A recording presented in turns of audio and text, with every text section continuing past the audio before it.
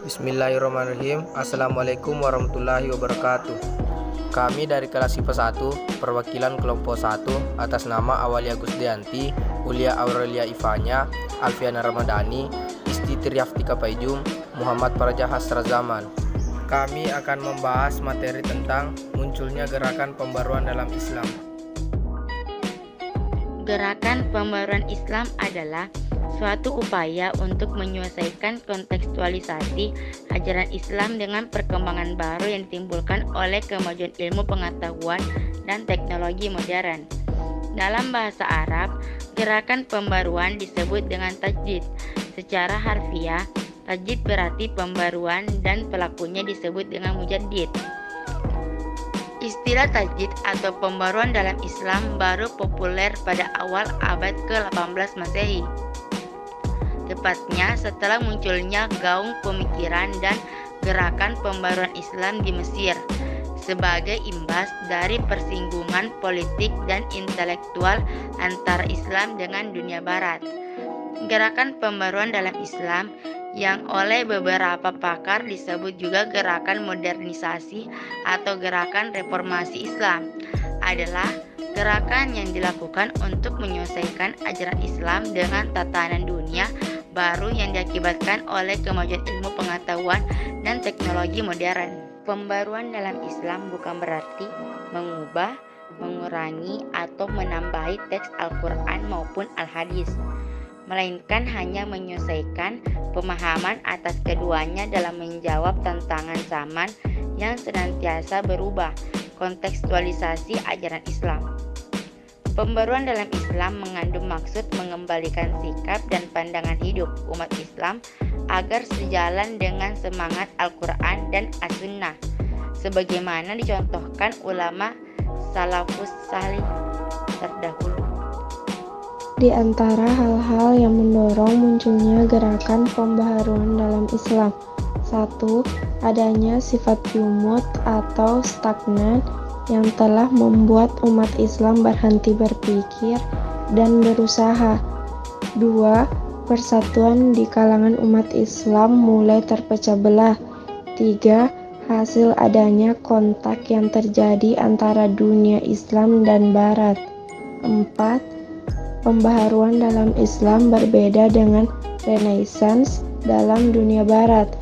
Jika Renaissance Barat muncul dengan cara menyingkirkan para agama dari kehidupan masyarakat, maka pembaharuan Islam sebaliknya, yakni untuk tujuan memperkuat prinsip dan ajaran Islam itu sendiri demi kemaslahatan dunia secara lebih luas. Kemajuan bangsa Barat yang diraih secara berturut-turut pasca Perang Salib didorong oleh adanya gerakan perluasan perdagangan dan dipercepat dengan adanya gerakan pengalihan ilmu pengetahuan atau revolusi ilmu pengetahuan pada abad ke-16. Munculnya gerakan revolusi industri di Barat 1750 sampai 1850 Masehi. Revolusi industri menimbulkan terjadinya perubahan secara besar-besaran di bidang pertanian, manufaktur, pertambangan, transportasi, dan teknologi, serta memiliki dampak yang mendalam terhadap kondisi sosial, ekonomi, dan budaya di dunia. Dalam melakukan ekspansi atau suatu tindakan yang dilakukan dengan tujuan menjadi lebih besar atau bisa juga menjadi lebih luas perdagangan itu, bangsa Barat ternyata bukan hanya memiliki motif ekonomi, tapi juga motif kekuasaan dan menyebarkan agama Kristen. 3 misi ini dikenal dengan istilah goal, glory, dan gospel atau 3G yang diterapkan dalam menaklukkan negara-negara Islam di dunia. Adapun tokoh-tokoh gerakan pembaruan dalam Islam antara lain 1. Muhammad Ali Pasha dari tahun 1765 sampai 1849 Masehi. 2. Jamaluddin Al-Afghani dari tahun 1838 sampai 1897 Masehi. 3. Muhammad Abduh dari 1849 sampai 1905 Masehi. 4. Muhammad Rashid Ridha dari 1865 sampai 1935 Masehi. Yang kelima, Muhammad Iqbal dari 1877 sampai 1938 Masehi.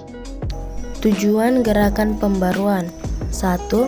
Purifikasi ajaran Islam, yaitu mengembalikan semua bentuk kehidupan keagamaan pada zaman awal Islam sebagaimana dipraktekkan pada masa Nabi. Karena saat sekarang banyak sekali berbagai pelanggaran terhadap agama. 2. Menjawab tantangan zaman.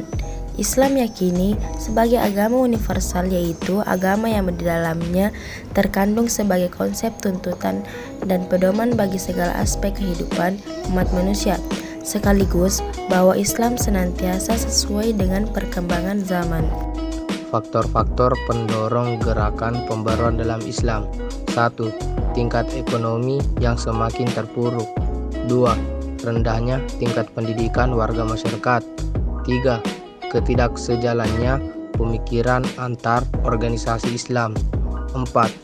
Gaya hidup Barat yang mulai merajalela di negara-negara Islam.